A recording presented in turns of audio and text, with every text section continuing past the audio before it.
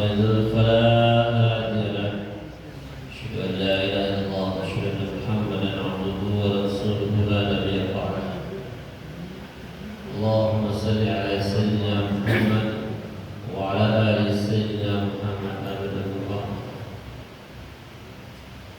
وقال تعالى في القرآن الكريم أعوذ بالله من الشيطان الرجيم بسم الله الرحمن الرحيم لن تنالوا البر حتى تنفقوا مما تحبون ما تنفقون من شيء من الله العليم وقال رسول الله صلى الله عليه وسلم إن هذه القلوب لا تصدق وإن جلاؤها حضور المجالس وقراءة القرآن وذكر الموت أو كما قال رسول الله صلى الله عليه وسلم وقال رسول الله أيضا كل ساع غايات وغايات الحياة الموت أو كما قال رسول الله صلى الله عليه وسلم. Hadirin jemaah Nabi dirahmati Allah Subhanahu wa taala. Alhamdulillah bahwa dirahmati Allah Subhanahu wa taala diberikan rezeki oleh Allah untuk merasakan perjumpaan dengan Allah, mi'raj dengan Allah dalam salat. Karena as-salat itu mi'rajul mu'minin, karena sesungguhnya salat ini adalah pertemuan batin kita dengan Allah, bukan pertemuan jasad.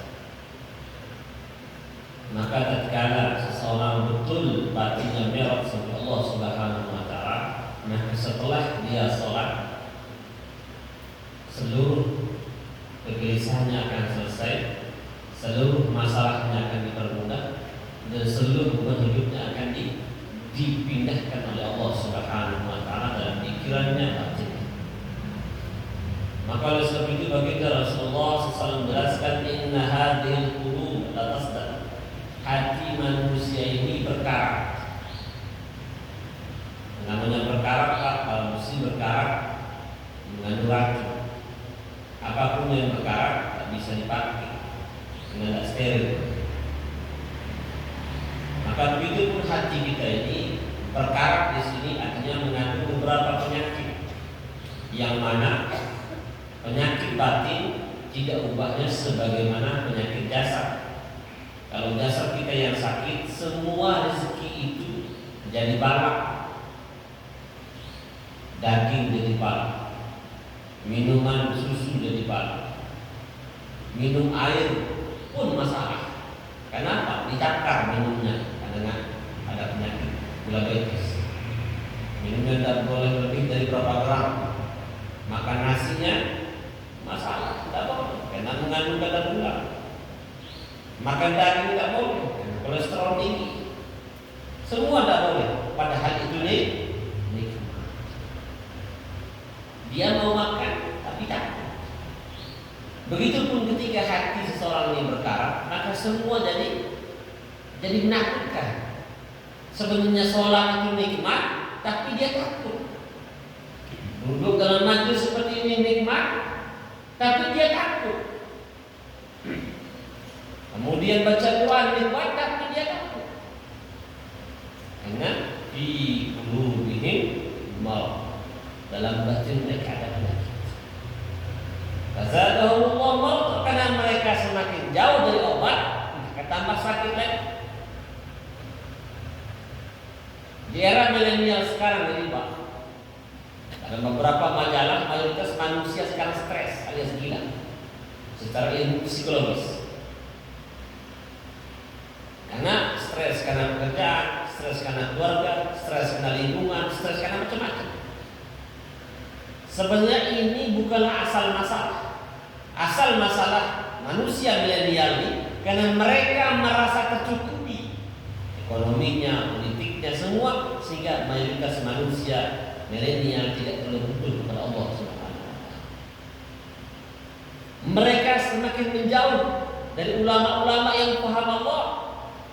Mereka senang kepada ulama-ulama yang membuat stand up comedy. Karena mereka tidak butuh Allah, mereka butuh hiburan. Waliyah.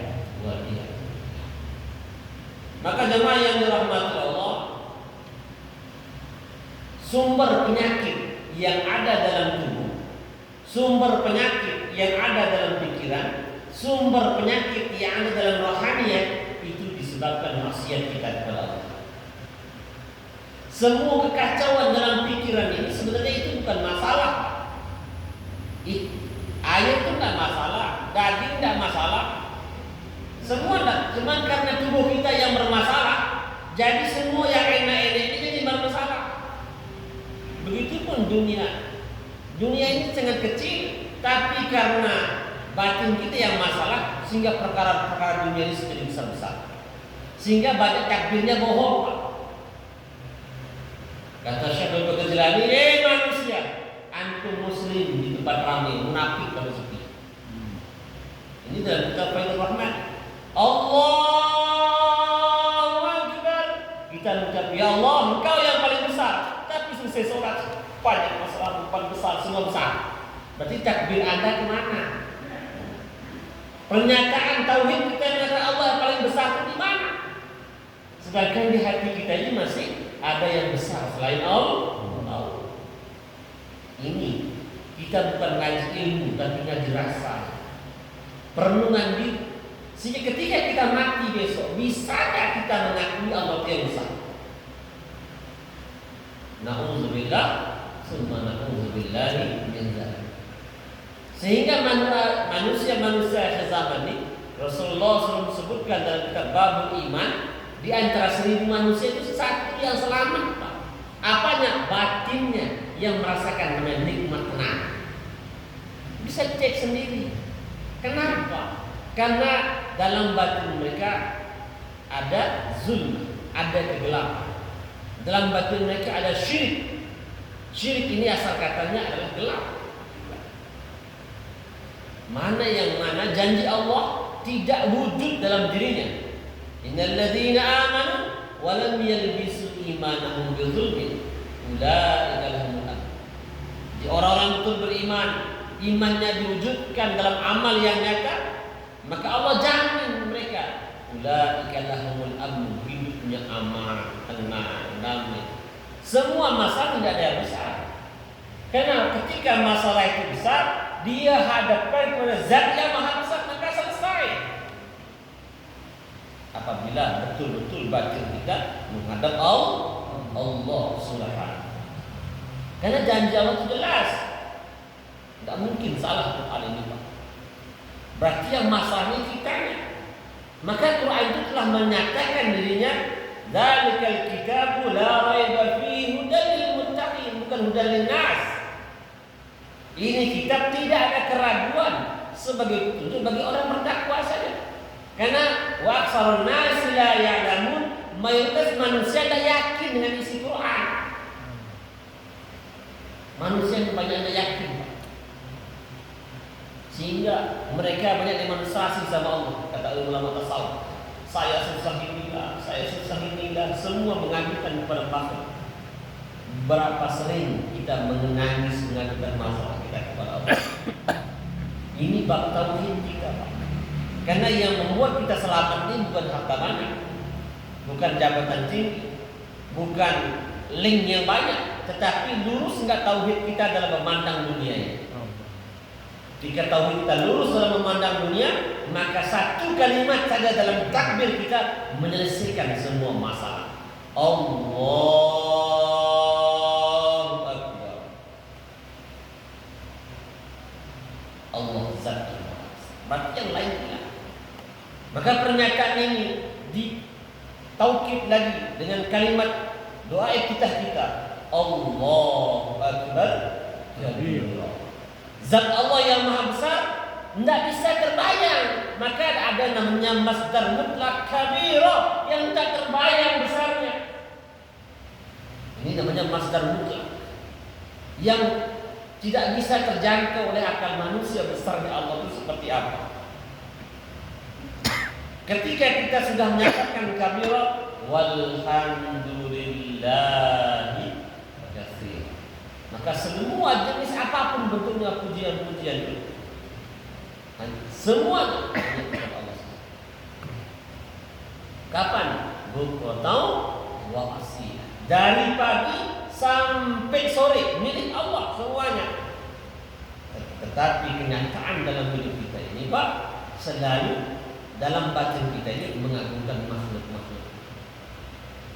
Sehingga apa yang terjadi, pandangan kita gelap, pikiran kita gelap, karena dalam batin kita istinad ila ghairillah, ada sandaran selain Allah, maka Allah tidak mau bantu. Ente kan menuhankan selain saya, maka carilah bantuan kepada engkau yang itu. Sehingga kalau kita ketemu masalah Pak, cerita sana kiri, kanan, muka, depan, belakang, semua. Ketika mereka tidak bisa bantu, baru lari kepada Allah. Baru lari kepada Allah.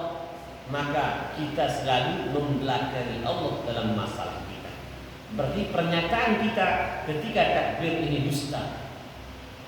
Ini perkataan Syekh Abdul Qadir Jilani dalam kitab beliau Faidul Rahman.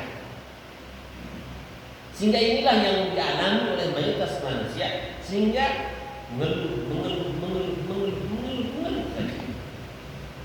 Padahal kita sujud kepada Allah, tapi kita ragu kepada Dia. Kan lucu Pak manusia ini. Dia sujud kepada yang dia sembah dan ragu kepadanya, kan lucu. Dia sujud, dia sembah, tapi ragu. Jadi kita mempermain-mainkan diri sendiri. Akhirnya itulah yang berat, jadi malas tadinya, sujud, tahajud malas, wirid malas, zikir pagi petang malas. Karena hakikatnya batin kita belum menemukan asal halawat manisnya perjumpaan dengan Allah. Inilah yang membuat berat sesungguhnya. Salat berat, semua jadi berat. Kenapa dia naik masjid? Malu dengan lingkungan kadang. Na'udzubillah, summa na'udzubillah. Maka Rasul itu jemaah yang dirahmati Allah, untuk menghilangi karat itu, karena Nabi menyebutkan hudurul majalis, hadir seperti majelis-majelis. Majelis yang mana tidak ada pembicaraan dunia, majelis yang tidak ada keuntungan dunia yang dibahas di situ. Karena ini bisa menyehatkan, bisa menyembuhkan. Inilah suntikan-suntikan batin kita, injeksi-injeksi dari vitamin-vitamin hati ini yang bisa membuat rohaniat kita menjadi kuat. Karena di dalam hati riwayat dijelaskan, man lam yasma' kalimatul hikmah fawqa thalathati ayyam yamutu qalbuhu. Barang siapa yang tidak buat majelis seperti ini Pak, lewat 3 hari maka hatinya masalah. Bayangkan kalau bapak tidak makan 3 hari, bagaimana? Masya Allah. Begitu pun rohaniat Pak, kalau tidak makan 3 hari, maka masalah juga. Dan dijelaskan dalam kitab Nashihul Ibad ini. Man lam yasma', barang siapa yang tidak mendengar kalimat hikmah. Kalimat-kalimat hikmah artinya kalimat yang bisa menghubungkan dia kepada Allah, yang menyadarkan batinnya kepada Allah. Yamutu qalbu, hatinya akan mati. Hati yang mati ini apa cirinya? Pertama, positokon, hatinya keras, gampang marah. Sedikit-sedikit marah, dikit-dikit marah. Tensi gampang naik, temperatur tidak teratur. Kalau gampang marah, tensi tidak stabil, efeknya apa? Darah tinggi, kemudian jantung bermasalah. Maka oleh sebab itu jemaah yang dirahmati Allah, dalam kitab Syarah Alaman Mubarak, Syekh Thohir mengatakan, ketika beliau berumur 90 tahun, dia loncat dari satu kapal langsung terjun. Semua orang melihatnya kaget. Wahai Syekh, antum sudah tua, kenapa begini? Nanti bisa patah celaka. Dia bilang, wahai kalian, kaki saya ini belum pernah dibawa maksiat, tidak mungkin dicelakai Allah. Masya Allah, saking penting Pak. Karena dalam kitab Karamatul Auliya di sana dijelaskan bahwa apabila seluruh anggota tubuh kita ini dibawa dalam taat, maka Allah berjanji akan menambah nikmatnya, akan diberikan karomah-karomah. Tapi satu syaratnya dibawa dalam taat. Akal kita bawa dalam taat, jasad kita bawa dalam taat, batin kita bawa dalam taat, maka Allah akan berikan karomah pada panca indera kita. Akan tetapi apabila anggota tubuh kita bawa dalam maksiat, dalam kitab Rizzatul Mu'awana Syabul Haddad beliau menjelaskan di situ mengutip sebuah hadis, ya ibadallah ittaqillaha fiyya, wahai hamba Allah, jangan gunakan saya untuk maksiat, jangan gunakan saya untuk maksiat, takutlah kalian kepada Allah dengan wa illam tattaqillah, kalaupun kalian tidak mau mendengar nasihat saya, kata tangan, kata kaki, kata mata, kata telinga, inni bari'um minka, saya akan lepas tangan dari. Artinya apa? Kaki tidak mau khidmat lagi, mata tidak mau khidmat lagi, telinga tidak mau berkhidmat lagi, alias apa dari Pak? Mata tidak mau khidmat, buta. Nah, telinga tidak mau khidmat, mutek jadi. Hidung tidak mau khidmat, indera penciuman hilang. Tetapi apabila dia maksiat tetapi anggota panca inderanya masih normal, maka Al-Quran memberikan kriteria orang seperti itu. Apa? Sanastadrijuhum min haitsu la ya'lamun. Kami berikan dia istidraj dari arah yang mereka tidak sadar. Na'udzubillah, summa na'udzubillah. Maka jamaah yang dirahmati oleh Allah Subhanahu wa taala. Dulu pada zaman Nabi sallallahu alaihi wasallam, jihad-jihad yang dialami oleh para sahabat itu adalah nyata musuhnya Pak. Musuhnya bawa pedang, musuhnya bawa senjata, jelas. Tetapi jihad-jihad yang dialami oleh umat-umat akhir zaman jauh lebih berat daripada perangnya sahabat. Karena musuh-musuh sudah merubah strateginya Pak, tapi sasarannya jauh lebih besar. Maka dalam studi research untuk mengasurkan kaum itu dengan dua hal. Ulama disebutkan bil ka'as wa bil dhani. Apa itu ka'as? Dengan botol, dengan gelas. Itu apa? Minuman. Minuman berupa apa? Bisa bir, ekstasi dan lain-lain. Dan juga dengan nyanyian. Nyanyian ini dekat dengan maksiat-maksiat. Dan inilah cara memerangi generasi muda kita ini. Sehingga kita masih sehat, kita masih segar, kita masih hidup, anak muda kita entah kemana sholatnya, entah kemana dia berada, di jalan, di pasar, di kafe, di hotel, di pantai, entah ngapain. Kita masih hidup loh Pak. Bagaimana kalau kita sudah mati? Kita masih hidup nih, mereka seperti itu, apalagi kita sudah tidak. Yang menjadi risau kita. Kenapa teman-teman di keluar 3 hari, 40 hari, 4 bulan? Itulah yang kita perangi Pak.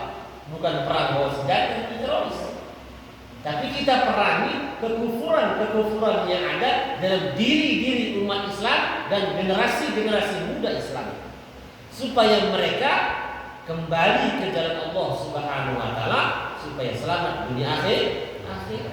Karena tujuan jihad itu bukan membunuh, tujuannya supaya mereka masuk Islam.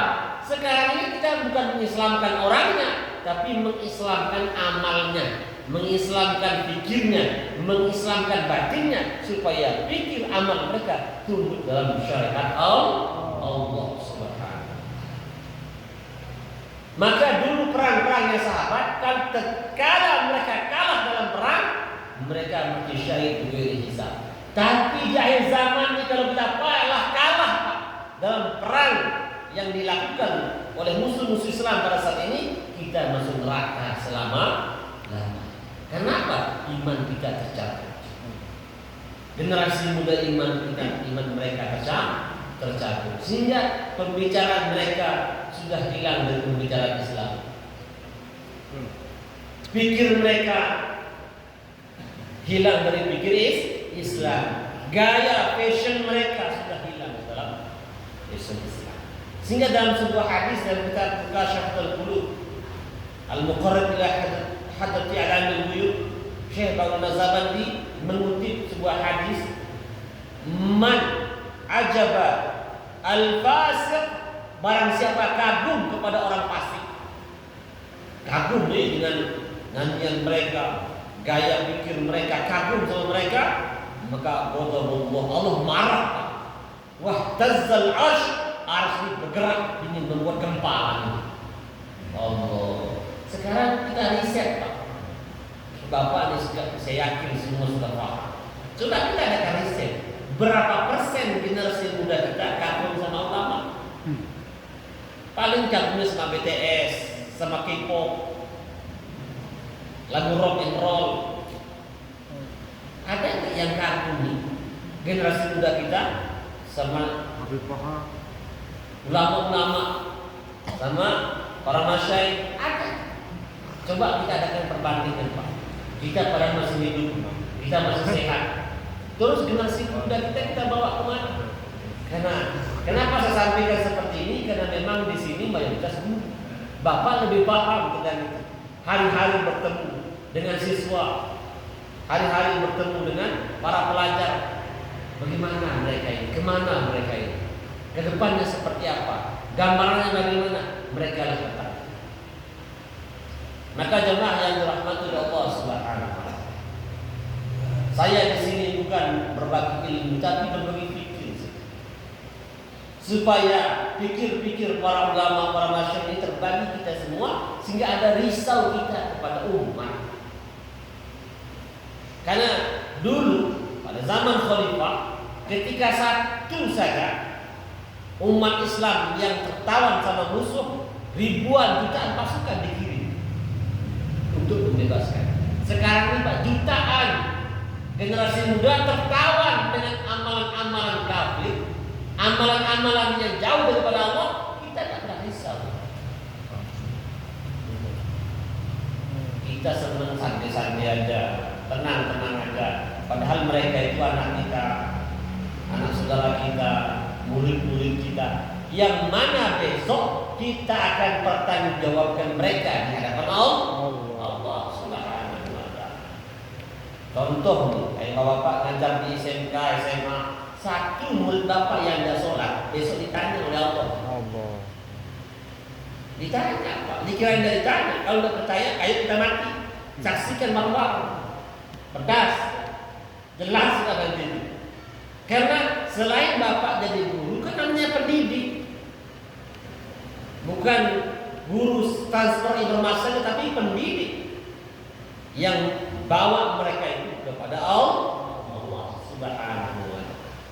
Karena tidak hanya tugas guru agama saja, karena tugas moral kita sebagai umat Islam juga bertanggung jawab untuk membimbing mereka kepada Allah Subhanahu.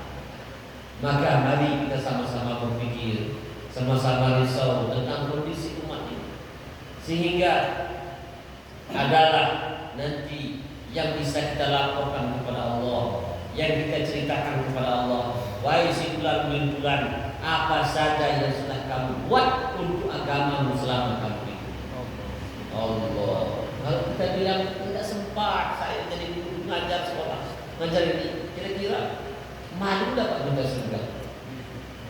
Allah. Malu nanti Pak minta surga kita di akhirat itu. Karena kita ini hidup tidak bisa sendiri. Kita hidup kolektif di dunia ini. Satu sama lain terikat. Kalau kita bilang yang penting saya selamat, tidak bisa Pak. Bapak selamat, anak bapak bergaul dengan mereka, istri bapak bergaul dengan mereka, kan ikut jadinya pergaulan mereka. Pembicaraan mereka tidak bisa. Untuk menyelamatkan anak ini, kita selamatkan juga pergaulannya. Kita selamatkan juga lingkungan.